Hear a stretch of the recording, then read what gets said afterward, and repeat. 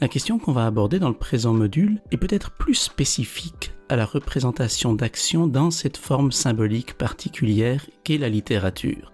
Ça ne veut pas dire qu'on ne pourra pas la retrouver dans d'autres arts, mais la littérature est peut-être le lieu où elle va s'exprimer de la façon la plus claire et la plus manifeste. En simplifiant un peu les choses, on peut dire qu'une action, c'est d'un côté une idée qu'un individu ou un personnage finit par avoir, en se disant « tiens, je pourrais faire telle ou telle chose », et c'est ensuite un certain nombre de gestes que pose le personnage, l'individu, l'agent, pour pouvoir atteindre son but. Si on prend l'exemple de Première Neige, on constate que l'héroïne trouve une idée à la suite de ce que son mari lui a dit pour pouvoir obtenir son calorifère, et ensuite met la chose en acte ou à exécution et s'assied sur une chaise, décide de sortir, va toucher le sapin, etc., etc. Donc vous avez d'un côté l'idée et de l'autre les gestes qui sont accomplis pour pouvoir atteindre le but. Donc d'un côté vous avez un élément qui est interne, qui relève de la pensée du personnage. De l'autre vous avez un élément qui est externe ou un ensemble d'éléments externes visibles, les gestes posés par le personnage. Une représentation littéraire de l'action va toujours prendre en considération ces deux dimensions, c'est-à-dire d'une part ce qu'on va appeler la face interne de l'action, tout ce qui est lié à la pensée, aux affects de l'agent, et d'autre part tout ce qui relèverait de la face externe, c'est-à-dire les gestes effectivement posés, perceptibles par les sens, généralement par la vue mais aussi par l'ouïe, et qui contribuent à ce que le but puisse être atteint. Donc c'est l'idée qu'on va explorer ici dans ce module, le fait que l'action possède une face interne et une face externe. Lorsqu'on parle de face interne, qu'on renvoie à l'intériorité des agents ou des personnages, ça renvoie à quelque chose qui peut être extrêmement vaste. Si on entre dans le domaine de la philosophie de l'esprit, puisque c'est un peu de ça qu'il s'agit, on peut trouver tout un ensemble d'éléments cognitifs, affectifs, mémoriels, liés au désir, etc., etc. Donc, tous ces éléments-là, parmi d'autres qu'on peut toujours imaginer, constituent ce qu'on peut appeler l'intériorité, la pensée, la conscience, etc., des êtres humains, des personnages, des agents. Une représentation d'action peut donc mettre l'accent sur cette dimension-là. Elle peut le faire de plusieurs façons. Par exemple, elle peut mettre en scène tout ce qui relève du cognitif, c'est-à-dire la manière dont l'agent pense, envisage, construit l'action à venir, celle qu'il doit mettre en œuvre pour pouvoir atteindre le but qu'il s'est fixé. Là, ce sera l'agent dans sa dimension rationnelle, dans sa dimension logique, argumentative, dont on pourrait aussi dire d'une certaine manière qu'il va imposer sa volonté au monde, ou en tout cas qu'il va chercher à imposer sa volonté au monde. Il y a donc quelqu'un qui imagine des choses, qui a en tête un changement, une modification de l'état du monde, et qui va essayer de faire en sorte que dans le monde, cette modification s'actualise. Donc ça, c'est une première dimension interne de l'action, tout ce qui relèverait du domaine cognitif, de la planification, de l'élaboration rationnelle, conscient, délibérée, logique de l'action à venir. On l'aura compris, tout ça relève somme toute de ce qu'on a appelé plutôt le pourquoi prospectif. C'est donc dire que dans cette même face interne, dans cette même dimension interne de l'action, on va pouvoir trouver tout ce qui relève du pourquoi rétrospectif, c'est-à-dire des motivations, des raisons d'agir du personnage. Et là, je vous renvoie au module qui concerne ces éléments-là, ces raisons d'agir pouvant être strictement psychologiques, psychanalytiques, sociales, socio-économiques, culturelles, etc. Donc tous ces éléments-là qui constituent l'esprit humain qui est supposé agir, vous les retrouvez potentiellement dans ce qui relève de la face interne. Maintenant, il se passe d'autres choses dans le rapport de l'agent au monde. Ce qu'on vient de voir, dans le fond, c'est la manière dont l'agent est poussé à agir dans le monde, est poussé à se projeter dans le monde. D'un autre côté, le monde peut aussi, lui, s'imposer à l'agent. Par exemple, à la suite de certains gestes que l'agent a posés, il peut éprouver de la joie, il peut éprouver de la tristesse, il peut éprouver de la honte, il peut éprouver de la peur, il peut éprouver de la colère. Autrement dit, son action va aussi avoir, via ce qu'elle produit dans le monde, un certain nombre d'effets sur lui, d'effets psychologiques. Voilà un autre domaine qui relève de cette face interne que le texte littéraire peut explorer. Pour prendre un exemple un peu de biais, dans la nouvelle La Dot Lorsque Jeanne monte dans le bus et jusqu'à ce que le bus se rende au terme de son trajet, la jeune femme éprouve tout un ensemble de sentiments particulièrement dysphoriques en regardant les gens autour d'elle. Jeanne n'est pas spécifiquement la personne qui agit dans cette nouvelle, c'est plutôt une personne qui subit un processus de dégradation, qui est victime de l'action d'autrui. Mais en même temps, tout ce qu'elle vit à ce moment-là, ces sentiments négatifs, ce relatif désarroi, ça relève aussi de la face interne et c'est la conséquence de ce que son mari lui fait vivre. Autrement dit, l'action peut mettre en évidence la face interne de la personne qui agit, mais aussi la face interne des personnes qui subissent l'action ou les conséquences de l'action. Une action peut également être liée à d'autres dimensions de l'esprit humain. Une action peut par exemple être liée au désir. Donc comme on vient de le voir, ce qui est lié au but, ce qui est lié au pourquoi rétrospectif, ce qui est lié à la cognition, ce qui est lié aux affects, tout ça, ça fait partie de la face interne de l'action.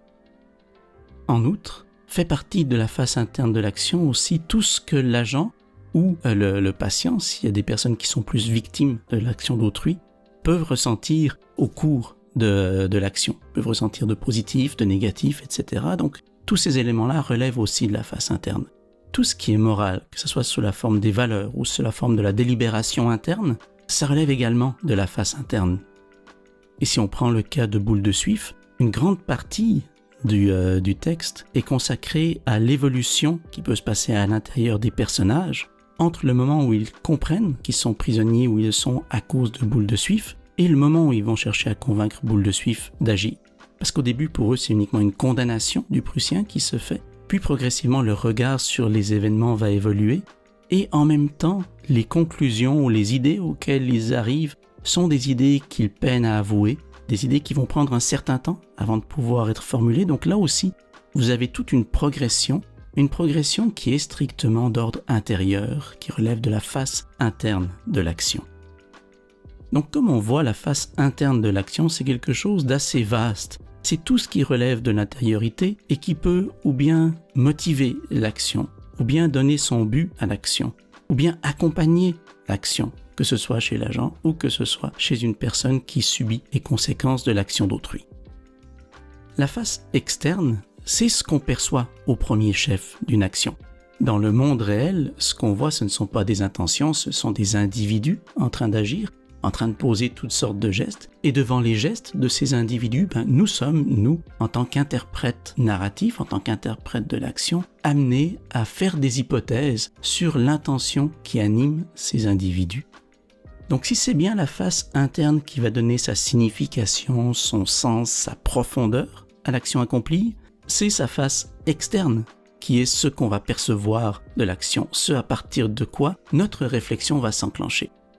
Ce qui relève de la face externe, évidemment, ce sont des gestes, des déplacements dans l'espace, ce sont aussi des paroles, ce sont des attitudes, ce sont des regards. Il s'agit donc d'un ensemble de phénomènes qui vont parfois du plus fin et du plus subtil, un regard discrètement échangé, jusqu'à des choses extrêmement manifestes, comme une bonne explosion, qui est sans doute l'exemple qui me vient le plus rapidement en tête, lorsqu'il s'agit d'envisager quelque chose d'externe à grand déploiement. Même si, évidemment, une explosion n'est pas nécessairement liée à une intention, mais peut être liée à la maladresse de quelqu'un qui est en train d'agir par ailleurs. Donc, en un sens, il est bien certain que la signification de l'action ne vient pas des gestes, ne vient pas de la face externe, mais vient de la face interne. Mais d'un autre côté, tout ce à quoi on a accès immédiatement, ce sont ces gestes, ce sont ces éléments de la face externe. Donc c'est à partir d'eux que le travail interprétatif va se faire. Comme on l'avait vu, il y a différentes stratégies narratives qui sont envisageables à ce moment-ci, c'est-à-dire que le narrateur peut, devant certains gestes du personnage, immédiatement mettre en évidence ce que peut être son intention, ou alors il peut dissimuler ce qu'est son intention. Lorsque l'intention est identifiée immédiatement, les gestes s'intègrent à autre chose, s'intègrent à un modèle de signification. Par contre, lorsque l'intention n'est pas identifiée, les gestes restent isolés, restent pour une part mystérieux et donc amènent le lecteur ou la lectrice à poser un certain nombre d'hypothèses, à faire un certain nombre d'inférences. À des degrés divers et qui vont chaque fois être spécifiques aux univers narratifs et fictionnels qui vont être analysés, un texte est toujours l'entrelac d'une face externe et d'une face interne liée à l'action. Et il s'agit d'éléments que l'analyse doit mettre en lumière. D'une part, pour essayer de voir ce qu'il en est de la proportion d'éléments externes et d'éléments internes, pour voir s'il y a une préférence du texte pour l'interne ou pour l'externe. Évidemment, si on se trouve devant le cas d'un roman psychologique ou d'un roman d'aventure, on peut s'attendre à ce que l'externe soit plus important dans le second cas et l'interne plus dans le premier. Mais d'un autre côté, il peut simplement s'agir d'anecdotes qui sont mises en scène et qui vont représenter un mélange de face interne et de face externe. Et on va se trouver en somme devant des univers narratifs et fictionnels qui vont utiliser l'action ou bien pour son côté spectaculaire, et là on est du côté de la face externe, ou bien pour ce que l'action permet de compréhension de la psychologie, au sens large du terme, du personnage. Le danger qui guette le lecteur ou la lectrice, c'est cette espèce de propension naturelle que nous avons à inférer des éléments internes sitôt qu'on voit quelqu'un agir. C'est une difficulté qui est double, c'est-à-dire que d'une part, on peut être amené, ce faisant, à aller plus loin que ce que le texte propose. Idéalement, l'analyse doit identifier clairement ce que le texte donne de face interne et analyser ces éléments-là. Donc l'idéal serait de ne pas aller plus loin que ce que le texte propose. D'un autre côté, si on prend par exemple le cas de Duras, la plupart de ses textes concernent le désir et à peu près aucun ne parle explicitement de désir et des mouvements intérieurs qui peuvent se passer. On se trouve donc devant un cas où c'est la face externe de l'action qui est mise de l'avant, mais on ne pourra pas accuser Duras de vouloir écrire du roman d'espionnage. Donc la face externe est mise en évidence chez Duras, mais pour que le lecteur ou la lectrice fasse ses propres inférences, fasse ses propres hypothèses, pour essayer de comprendre ce qui se passe sur le plan interne. Donc il y a du coup une double difficulté, c'est-à-dire qu'il ne faut pas inférer des choses que le texte ne propose pas, mais en même temps, il faut parfois inférer des choses que le texte ne dit pas, mais qu'il sous-entend ou vers lesquelles il tend. C'est un travail complexe qui est exigé ici du lecteur ou de la lectrice.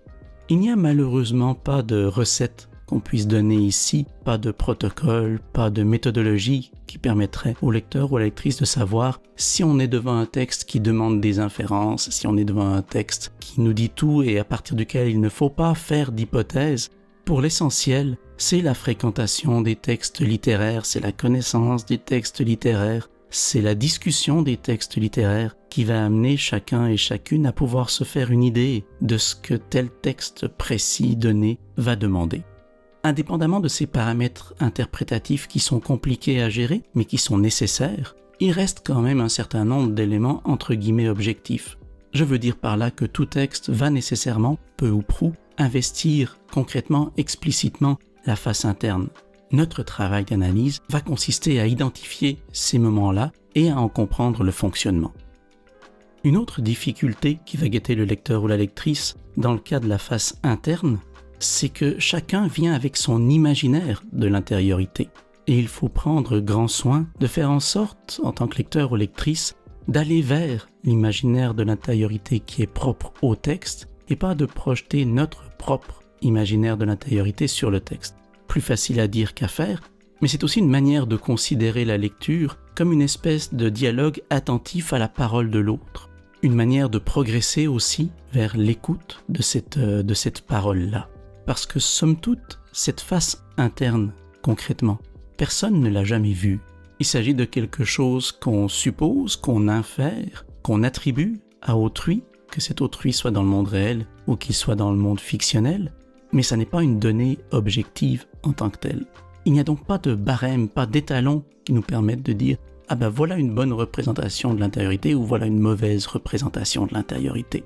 Ça devrait nous amener à nous dire que chaque texte est sa propre représentation de l'intériorité, construit sa propre manière de penser ce qu'est l'intériorité, et cette manière, cet imaginaire de l'intériorité propre à chaque texte, cette conception de l'intériorité, elle pourra être perceptible ou visible à partir des éléments de face interne qui vont être disponibles. Ou même à la lumière des éléments de face interne qui ne sont pas disponibles. Le fait que Duras ne donne pas d'explication sur ce qui se passe intérieurement chez ses personnages c'est aussi une manière de dire qu'il n'y a pas une seule représentation de l'intériorité qui va s'imposer et qu'en même temps, un travail d'inférence est absolument nécessaire, mais un travail d'inférence dont chacun va être responsable. Ce n'est pas au narrateur d'expliquer ce qu'il en est. On peut évidemment se servir de modèles de l'intériorité qui préexistent au texte. L'un de ces modèles les plus populaires est probablement celui de la psychanalyse. La question qui va toujours se poser, c'est la même qu'avec les présupposés du lecteur. Est-ce que le texte qu'on est en train de lire fonctionne sur des présupposés psychanalytiques? Est-ce qu'il a cet imaginaire de l'intériorité ou non? Donc, comme on le voit, la face interne va au premier chef être ce qui va nous permettre de comprendre l'action. Elle va être ce qui va donner sa profondeur psychologique à l'action. Et cette face interne telle qu'elle est représentée à même le texte va aussi nous permettre d'inférer ce qu'est l'imaginaire de l'intériorité propre à chaque texte. Évidemment, l'analyse doit au premier chef moins comprendre ce qu'est cet imaginaire de l'intériorité que voir comment l'intériorité, comment la face interne fonctionne dans un texte. C'est la première étape. L'étape de constitution ou de reconstitution d'inférence sur l'imaginaire de l'intériorité propre au texte est une étape ultérieure qui peut avoir lieu ou non. Mais de base, il faut repérer les éléments qui relèvent de la face interne et comprendre comment le texte les sollicite, à quel moment il les sollicite, pourquoi il les sollicite. La nouvelle Lasserre propose une situation assez intéressante du point de vue de la face interne et de la face externe. Dans cette nouvelle, il y a un malentendu entre M. Gustave et Mme Palmyre, malentendu apparemment sexuel puisque Madame a des attentes envers Monsieur, attentes que Monsieur ne comprend pas et que du coup il ne comble pas. Et au terme d'un ensemble de péripéties qui ne sont apparemment pas liées à cette question-là, le problème se résout puisque Monsieur finit par émoustiller, entraîner sa femme dans le lit conjugal. Le cas intéressant que pose cette nouvelle, c'est que cette nouvelle est somme toute entièrement liée à des questions de sexualité, mais en même temps ne peut pas parler de ces questions de sexualité. Donc en l'occurrence, et c'est ça qui est tout à fait fascinant, la face interne et la face externe sont mises à contribution de telle sorte qu'on ne voit rien de ces éléments liés à la sexualité, autant dans la pensée des personnages que dans les actions qu'ils accomplissent. Donc les personnages sont dotés de traits psychologiques dès le début. Les personnages sont dotés de pensées, d'éléments qui seraient de l'ordre du cognitif, mais tout ce qui serait de l'ordre du désir est absent de cette représentation de l'intériorité. Ça ne veut évidemment pas dire que ces personnages sont exempts de tout désir, au contraire, mais l'enjeu est que ce désir ne peut pas s'exprimer dans le 19e siècle de Maupassant, même si il est quand même un élément central de bon nombre de ses nouvelles. Même chose pour ce qui relève de la face externe. Monsieur va finir par entraîner Madame dans le lit, Monsieur a vu sa bonne coucher avec un individu avec qui elle avait rendez-vous, mais ces éléments-là, dont de toute évidence j'infère l'existence, ne sont pas présents en tant que tels dans le texte. Le texte s'ingénie à changer de perspective, à nous faire voir d'autres choses que ces éléments-là, de toutes sortes de façons, par des questions de point de vue, par des questions d'usage de la temporalité, des ellipses. Donc le texte a un usage particulier des éléments relevant de la face externe qui a pour but de nous empêcher de voir ce qui se passe effectivement sur la face externe lorsque des questions liées à la sexualité sont en jeu. Pour ce qui est de Boule de Suif, on peut constater, en regardant de près la nouvelle, que pour ce qui est de convaincre Boule de Suif, on a droit à la face interne et à la face externe des voyageurs, mais on n'a pas droit à la face interne de Boule de Suif. On voit comment tous ces individus planifient des choses, on voit comment ils réagissent devant des actions ou des absences d'action de la part de Boule de Suif, on voit comment ils interprètent les attitudes de Boule de Suif, on voit certaines de ces attitudes de Boule de Suif, mais ce qu'elle peut penser, la manière dont elle va gérer les questions morales qui sont liées à l'action qu'on lui demande d'accomplir, tout ça, c'est absent. Et là encore, cette absence peut être riche de sens. Parce que dans le fond, ce qui se passe, c'est qu'on a accès à l'intériorité et à la face externe des personnages qui accomplissent l'action, comme si dans le fond, leurs paroles, leurs pensées étaient ce qui avait droit de citer, alors que pour Boule de Suif, c'est une chose qui n'existe pas. Sa pensée, ses délibérations, ses tourments moraux même, ne sont pas présents. Et dans le fond, tout ça fait en sorte que ce qui est mis de l'avant, ce ne sont pas les ambivalences, les questionnements moraux, mais ce sont les éléments bassement stratégiques et pragmatiques qui ont fait en sorte que les voyageurs ont pu convaincre Boule de Suif. c'est une disparition, en bout de ligne, d'une perspective morale sur l'action au profit d'une perspective strictement pragmatique. En résumé, donc, l'action va toujours apparaître peu ou prou sous ses dimensions internes, donc tout ce qui relève de la psychologie, de la pensée, de l'imagination, du conscient, de l'inconscient, du désir, etc., et sous sa face externe, c'est-à-dire les gestes qui sont effectivement posés, les paroles qui sont prononcées, les regards qui sont glissés ou qui sont esquissés, etc. Donc, tous ces éléments-là aussi qui font la face externe vont apparaître dans la représentation de l'action. L'analyse va consister à repérer ces moments-là, à comprendre la fonction de ces moments-là, à voir l'équilibre qui peut se faire entre l'interne et l'externe, à voir si l'interne est plutôt avant l'action, si l'interne est plutôt pendant l'action. Est-ce que pendant l'action, c'est plutôt la représentation des gestes posés qui va l'emporter? Est-ce que lorsqu'on arrive au moment où l'action est évaluée, ou son succès ou son échec est évalué, est-ce qu'à ce moment-là, c'est plutôt l'interne, c'est plutôt l'externe? Autant de possibles que la fiction peut explorer, peut mettre en place, et de possibles que l'analyse doit mettre en évidence. L'analyse peut toujours, le cas échéant évidemment, se prévaloir des éléments que la narratologie a mis en évidence pour ce qui est de la représentation de la pensée, c'est-à-dire le monologue rapporté, le monologue narrativisé, le psychorécit, si évidemment il y a dans ces éléments-là, à l'intérieur du texte analysé, une quelconque pertinence. Et comme on l'a vu, l'analyse peut aussi, en bout de ligne, chercher à mettre en évidence un imaginaire de l'intériorité présent dans le texte.